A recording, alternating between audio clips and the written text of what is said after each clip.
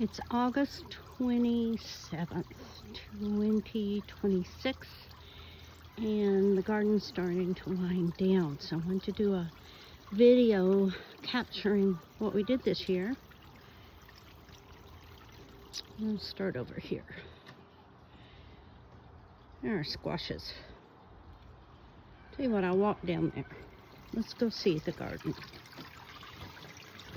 Fish, we have two fish.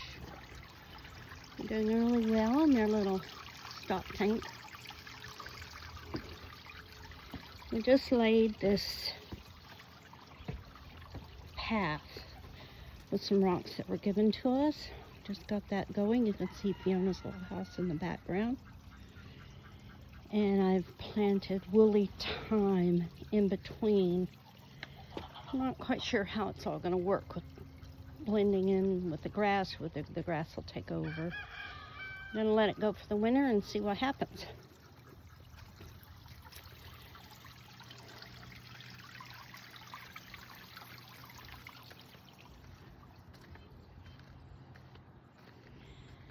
Couple new squashes this year.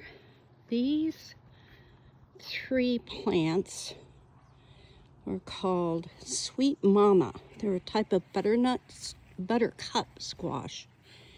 And they make a nice fat squash. However, I planted three plants and got three squashes. We ate one last night. Mike liked it. I was less a fan. I like a sweeter squash. Over here we had transplanted our blueberries, and two of those plants have died. They're the same type. The other two seem to be thriving, so not sure what the story there is, whether they'll make a go of it or not. You can see our deer fence well here, and in the background the forest. Some of Ione's scarlet runner beans. I've discovered I love the flavor of us. And I've got some baby ones growing in here. We've got a couple more crops, a couple more dinners out of these scarlet runner beans. I'll save seeds from them and replant for next year. Just planted some bok choy and it's thriving. I've stuck some other places in the garden.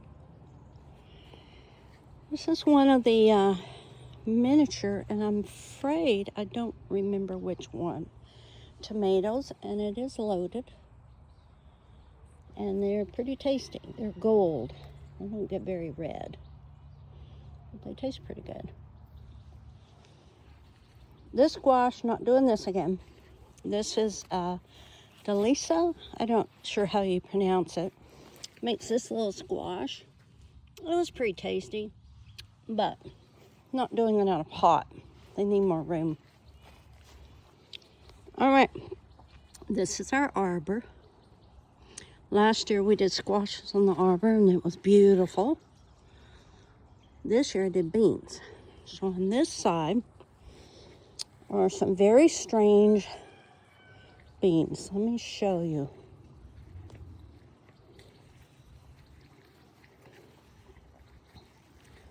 These are the beans. They're called Noodle Kings. And look at the length of these beans. And chop them up small, saute them with a little bit of garlic and butter. They're delish. I'm going to freeze a bunch. However, do note, these beans took much longer to germinate than their companions on this other side, which are your normal Vortex pole bean. Any kind of pole bean would do. They're pretty well spent now. That was the last of my pole beans. And they're delicious, but I love these new Noodle Kings. Late to germinate, very pest prone. I almost pulled them out a couple of times, and now I'm just delighting in them. Look at that. They share the space, and here's one I'm letting go to seed. I'm going to do them again. Look how long that thing was. they shared their space with cucumbers. I've got 1, 2, 3, 4 cucumbers on this plant still. This was Market Maker. And these were slice mores. And over here, since about done, I had, where are you? English cucumber. My favorite were the Market Makers.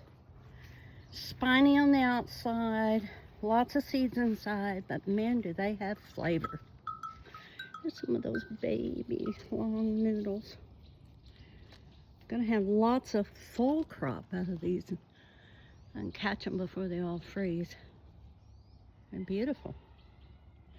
All right, further along, we had baby eggplants.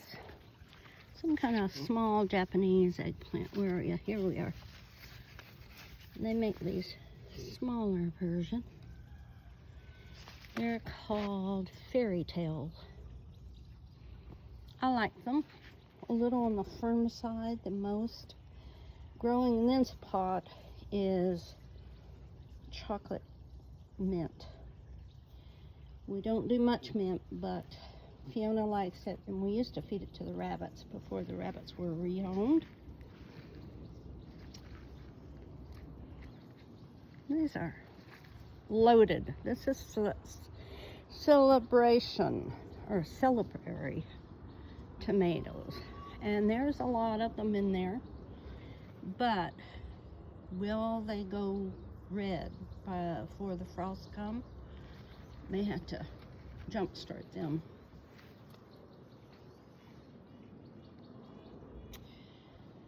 Yeah, okay. Over on this side is all my flower garden, and I'll do them on a separate video. Let's focus today just on veg. Another celebration. Loaded with these big, gorgeous, very green tomatoes here, end of August. Next to butternuts. One butternut plant that yielded 1, 2, 3, 4, 5, 6, 7, 8 gorgeous squashes, and I love butternut soup. We will store those over the winter and enjoy soup all fall. Always do a butternut. Just planted next to it, or leeks. Leeks are stuck everywhere I can stick them in the garden. I use them instead of onions in the winter, and they make a beautiful spring plant for the bees. Just uncovering my cover here. Down in here, I have planted, they're covered to keep the insects off them.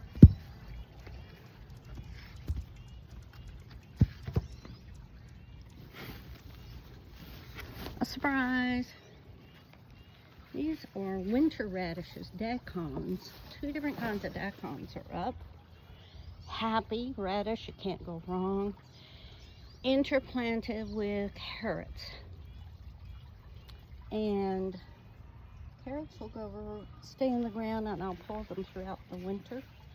They'll do fine, they'll be happy. For the record, oh, come on. These carrots are Napoli carrots. Napoli. I've got another insect covered container. Funny little clips to hold it all in place. It does the job. Okay, what's in here? We have 3 broccolini minis. So instead of making one big head, they'll do little side shoots. This will be a winter. December, January, and rebloom again in spring. They just keep on going. Insects love them. So that little moth that loves Brassia, so I will keep them covered. and interplanted with more leeks. Anywhere you can stick a leek, I stick it.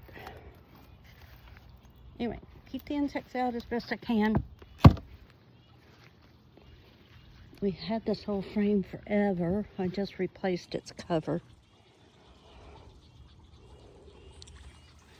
Asparagus beds. We had lots of asparagus this spring. Continue to enjoy it. A little tumbler type tomato called Sun Gold. Sun Gold. And definitely plant this. This is my favorite pick one and eat one tomato in the whole yard. Strawberries.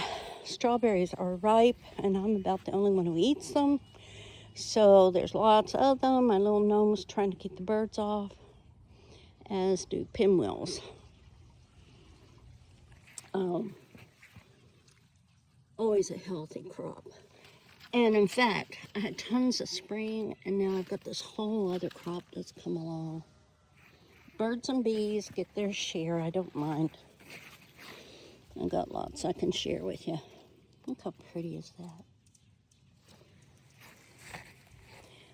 A little miniature fig tree that I picked up just this year. Don't know if I'll plant it or keep it in a pot. It has a couple of little figs starting to happen. Not had much luck with fig trees up here, but I've got hopes for this miniature. Little herb garden. I always have a bunch of herbs. It's probably what I use most in the garden. Some tumblers. These are just Tom Tumbler. I've just picked them this morning, so you won't see any ripe ones. Pretty prolific. There's a ripe one hiding in here for me.